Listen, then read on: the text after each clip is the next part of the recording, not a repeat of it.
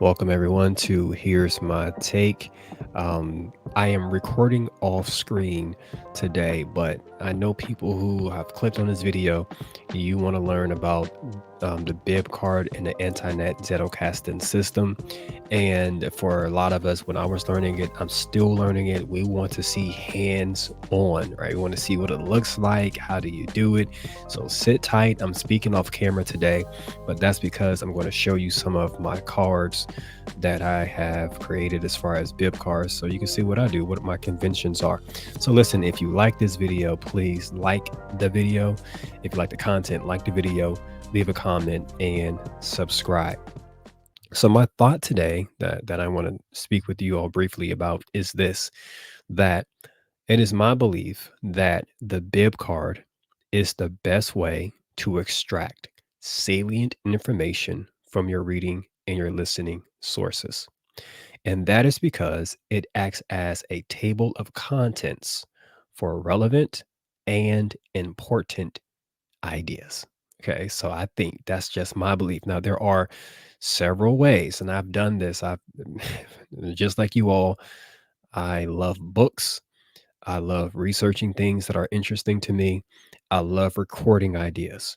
So I have used tons of different ways of recording ideas. I've used marginalia, right? Recording ideas and notes in the margins of the book. If I'm reading a Kindle, I'm using Kindle notes and then printing them off later. If I've used the convention of writing in a journal or a notebook, several different ways of recording information. But if you've been following the AntiNet Zettelkasten system, you know that recording information in this way is recording in a silo, which means that unless you go back and take that journal off of your shelf or flip back a few pages just to refresh your memory about what you wrote, or if you take the book off the shelf, if you don't do that and flip through the pages to see notes that you wrote in the margins, then that information you recorded it, but it might as well be lost. So the bib note um, is beneficial in that it is stored in a box or a drawer, wherever you keep your bib notes, where you can flip through them and refresh your memory about the ideas that you recorded or the observations that you recorded. Excuse me. So listen, um, what determines what is relevant and what is important? Because I said earlier, the bib card is the best way to extract salient information from your reading and from your listening, because it acts like a table of contents for relevant and important ideas. So the question is, what is a relevant and what is an important idea? Well, Scott encourages, this is the first thing that you should start with to determine that. Scott encourages that whenever you're using the AntiNet Zettelkasten system, and you are reading material, that you should always approach it with a contributor's mindset. Approach it with a creator's mindset. And so what that means is that instead of just reading your book or reading that article or listening to that video just to consume this information for the purposes of using it to create something. So maybe it is a blog that you're going to write. Maybe it is a YouTube video that you're going to record. It could be that you are writing a research paper, an academic paper. It can be anything. But is the AntiNet Zettelkasten works better if you're using it not as a note-taking system. Like if you want to take notes, just use a yellow legal pad, right? You, if you want to get the most out of the AntiNet Zettelkasten system, then you want to approach it as if you are a content creator. And content creation doesn't mean social media, right? Anyone who is consuming information to then turn it to transmute it into something else for the benefit of other people is a content creator. So Scott encourages that, and I have found that to be beneficial as well, to approach it with the mindset of contribution. Now, the other reason that this is important, and I'm just now thinking about this, is there's a system created by what's his name, Richard Feynman. I think his last name is Richard Feynman, where he says that anyone can learn anything. And one of his systems was that you take out a notebook and you write down everything you knew or everything that you understood about the field that you or the topic that you were researching, and then by writing it out like a whole page, then you realize where the gaps were in your information or in your knowledge, right?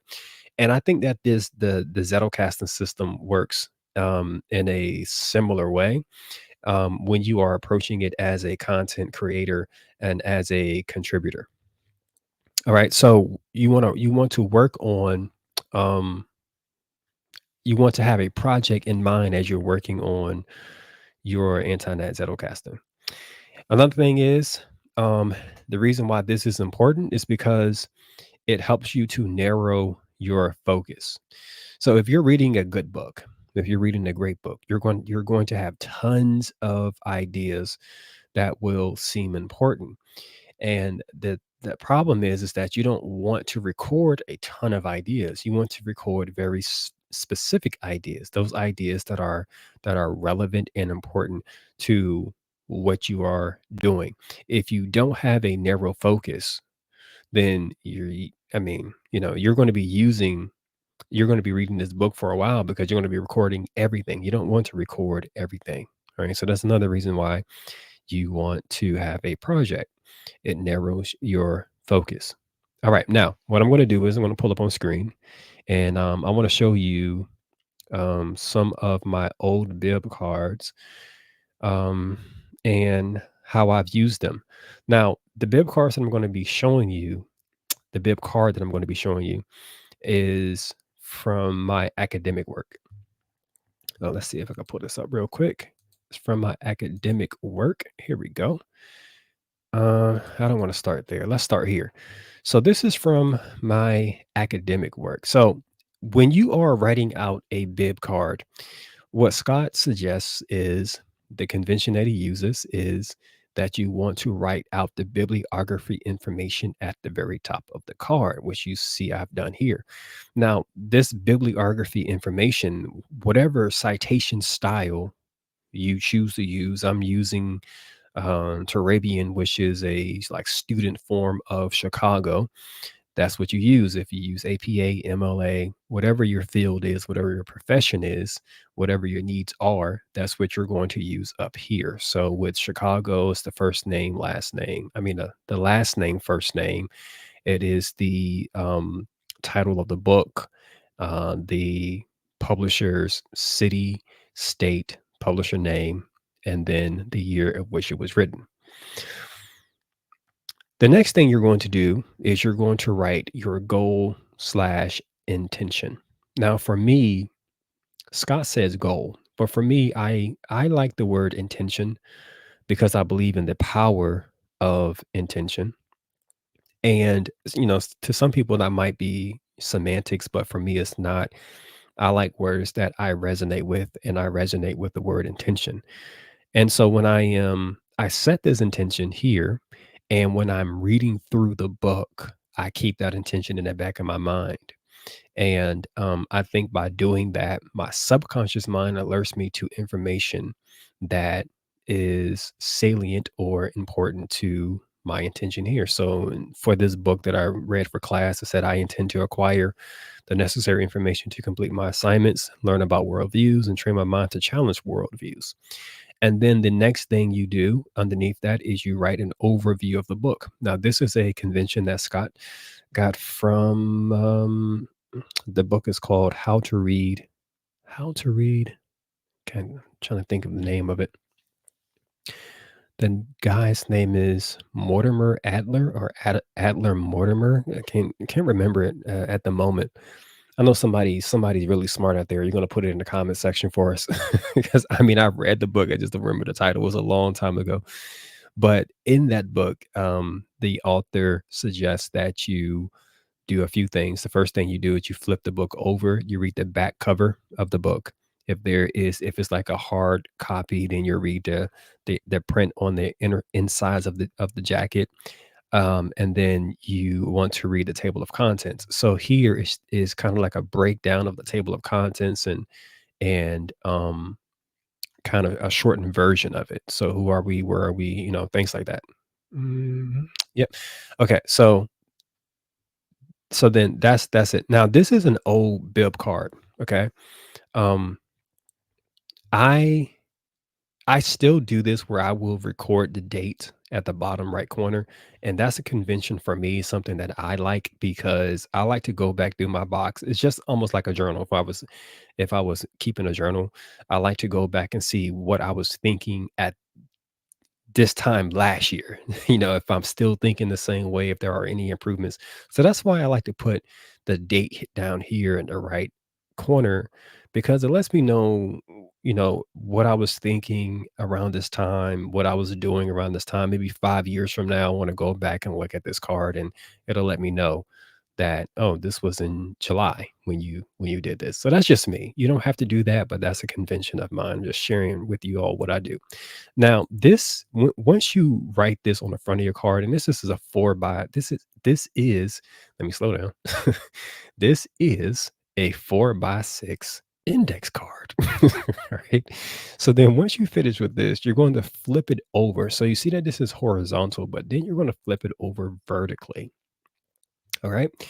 And I draw these lines here because, it just helps me keep things uniform for myself because, of course, this whole back card is going to be blank. But at the top, and this is a different convention. If you have watched Scott's videos, he will put the shortened citation or the footnote here in the bottom right corner. And he does that, I think, because as the note sits in the AntiNet Zettelkasten, he can immediately see it. He doesn't have to pull the card out. But for me, I don't really care. So I like it up here, so I'll put it up here. Another thing that I've changed is I don't use B for bib anymore. I use Z because I also use Zotero. And anything that I read, anything that I reference, I am also going to record in Zotero, and I'll show you that in a second. So now I'm using Z dot, and this is going to be the author's last name, and then a keyword in the title of the book, just something to jog or alert your memory. So it'll be Z dot Smith dot worldview. This is my first card, and this is another convention that I've changed. Instead of using the number one, I use the letter A. And then on the next bib card, I'm going to put the letter B here and then the same shortened reference here. Okay. Now, you see these numbers here on this side? These numbers are the page numbers. And these are some of the observations that I made on these pages. When I have several observations that I've made in this book on one page, I'm not going to continue to write the page number. I'll just put a little dot there just to kind of show that this is a different idea from this page. And then when I go to the next page, I'll put 3 and 4 and see all of these ideas that I have on page 4 and 6 and 7. Now, typically, you don't want to have so many observations from a book that you're reading, but because this is for class, it's like I have to understand the material so that I can write the papers, right? So this is a little different for academic work than you would have for like a blog or something like that. I've seen some of Scott's cards, and I mean, he's gone through an entire book just with one card here. But like I said, this is for academic work. All right. Now, when you are reading your book, you have your intention in mind and you are selecting information that is important, relevant to your blog, to your paper, to your whatever. Let's just say that you are writing a book and you're researching for that book. How do you select information? Like, what is the information that you select that you should select that's best for you? Well, this is a convention again that Scott has in his book, and I would encourage you guys to purchase his book. His book is really good. It's thorough. It'll answer any question you have about AntiNet Zettelkasten. It's a little healthy. It's a little thick. It's like a lot of pages, so it's gonna take you some time to get through it, but I think it's worth it. So this is kind of like the Eisenhower matrix here. It's not kind of it is kind of like the Eisenhower matrix. So ideas that you want to ignore are ideas that are not urgent and they are not important. These are called bad ideas. Now, these ideas aren't inherently bad, they just aren't relevant to you. Like it's a bad idea for you because you don't need it for your project. And so this is also why it's important to have a project in mind. Now you can evaluate which ideas are good for you and which ideas are not. So if it's a bad idea, if it's irrelevant, then you're going to ignore it. Okay. Then you have good ideas. These ideas are urgent, but they're not important. So, what does that mean? It means that it doesn't add much value to your project. So, this is an idea that you just kind of want to savor and remember, but you don't necessarily want to jot it down. It's just a good idea. Then you have ideas that are important, but not urgent. So, for those ideas, we call those excellent ideas and they are relevant but unimportant. So you want to write this on your bib card. So remember, the bib card is this. I would write that an excellent idea on my bib card. I will put the page number here and a short observation here. Okay, you want to make it a short observation. You see, some of these things, like this reflection that I have here, is 3 lines. You really don't want to do that, but again, it's academic work, so I'm trying to make myself help me out understand the material. Okay, and then an idea that is urgent and important is called an irresistible idea, and it resonates with you. You want to, you want to, so it's 2 things you can do. If you know that this idea, if you are absolutely sure that this is an irresistible idea, then it's going to turn into a main card. You have 2 options. You can either still write it on your bib card and then go back later to make it a main card, or you can stop your reading, take out an index card, a 4 by 6 index card, and create an excerpt note, a reformulation note, or a reflection note. Those are the 3 kinds of main cards that you will create in the AntiNet Zettelkasten.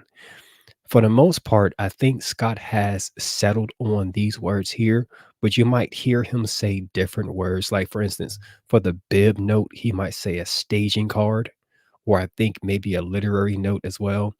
And this is just, I think, him figuring out what terminology worked best for him. I think he settled on excerpt.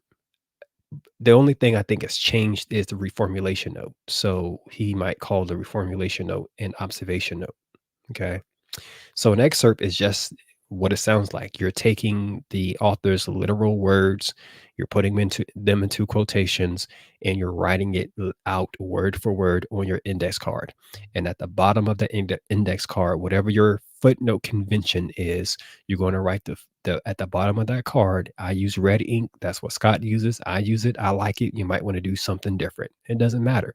As long as you are abiding by the principle, if you're abiding by the principle, the convention really doesn't matter. You just don't want to get away from the principle. Okay. So the principle is that you want to cite your sources. All right. So at the bottom of your card, you're going to cite your source, page number, so that you can always go back to it later. Um, the reformulation is you are stating what the author said in your own words, and then a reflection note is you're using it's a thought that, so what you just read triggered a thought, and so you are writing that thought based upon the idea or the observation that you just read. So this is Scott's convention, right? Now, there is another one that I saw, someone who closely follows Scott. His name is a young man named Nicholas. And this is what he devised. And what I'm going to do is I'm going to leave the link for this video in my information section at the bottom of this video, so you can go and check out his video. So what he did was he broke it down into like what to actually do with the information. So low novelty is not new. I know this. Low applicability, I can't use. I'm not going to use this. I'm going to ignore it. I don't remember what he meant by observation, but it's probably similar to what Scott said. Just remember it. Just kind of you know, savor the idea, but you don't want to record it. An X reference is a new idea, but it has low applicability. And then a main card, where we just talked about those three cards, excerpt, reformulation, and excerpt, reformulation, and reflection, is a new idea, and it is highly, highly applicable. So somebody's asking, what is an X reference? An X reference is when you write the observation down. So let me go back to my bib note here. So let's just say ideas don't exist in a vacuum. Okay. Um, this idea might be new to me, for instance, but I don't want to make it a main card yet. So then what I'm going to do is I'm going to go to my index section and I'm going to think about which word in here is a keyword. And I'll go, let's say ideas. So I'm going to go to the I section in my index.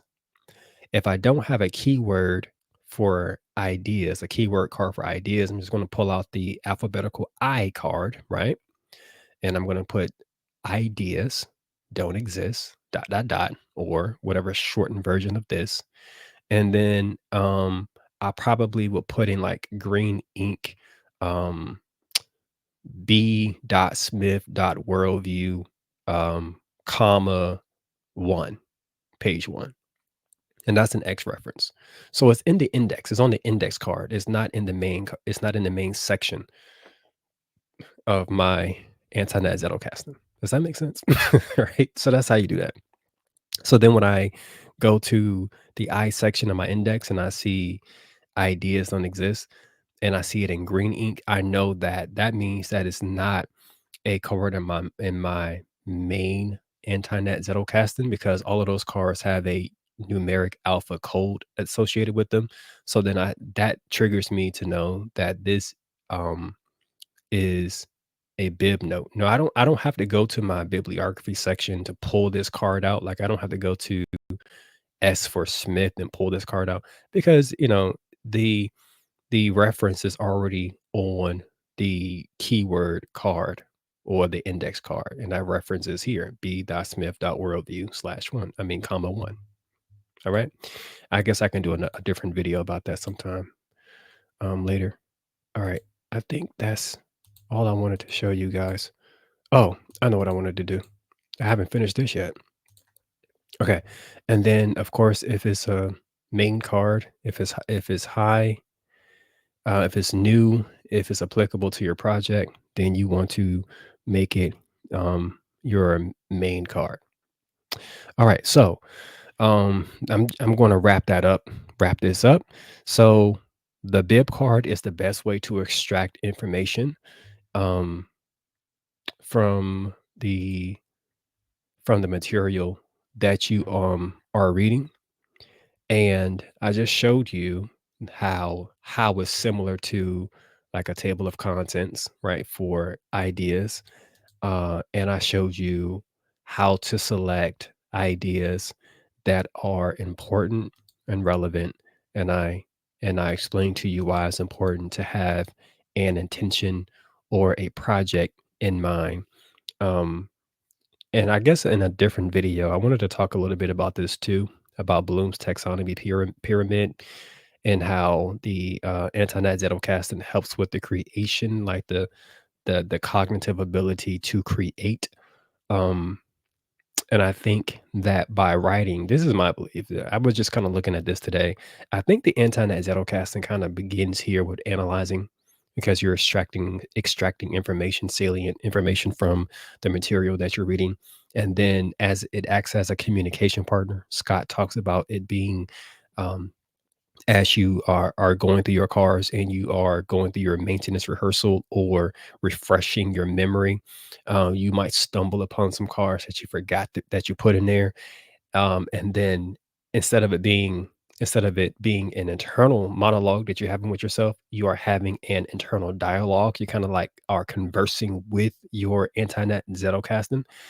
And I think that at that phase there when you are having that internal dialogue is helping you to evaluate and to weigh the strengths of the ideas that you've placed in your internet Zettelkasten so that you can get to the place where you are being a prolific creator and content creator. All right, guys. If you have any questions, please leave your questions at the in the comment section. If you like this video, please like it and subscribe for more videos.